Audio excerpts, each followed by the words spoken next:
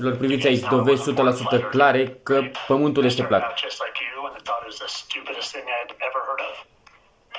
But I kept hearing about it. I just kept hearing about it over and over again, and I was like, I gotta check this out. And I saw that Netflix had a movie called Behind the Curve, and I told my wife, I was like, I gotta watch this, and I just need to see if there's one tiny, small, little reason that would make me understand these people and why they could potentially be so dumb to see this. So I watched this movie. At one point, there was something about flight paths, and I was like, oh, that's interesting. But at the end of the movie, they proved that the flight paths weren't a thing. So I watched this movie, and I was like, no, they're idiots. I don't know if these are just uneducated people or what, but flat earthers were idiots. So I dropped it. I didn't think about flat earth again for about another year, maybe a year and a half, until I started seeing some things on NASA that piqued my interest. I saw all the numerology and how everything added up to 666, and I think everyone's always kind of questioned the moon landing. So once I saw a little bit of deception with them, it opened my mind a little bit.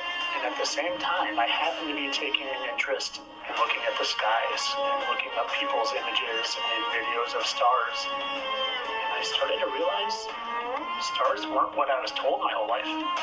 And then starting to investigate a little more and living by Chicago, I had heard something about being able to see Chicago from over Lake Michigan.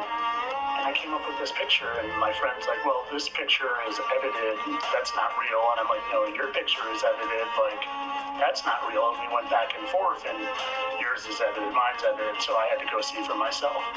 So I went to this location, and you could see the whole skyline when you shouldn't be able to see any of it. So it opened my mind even more. And then the very next puzzle piece was learning that Polaris does not move in the sky.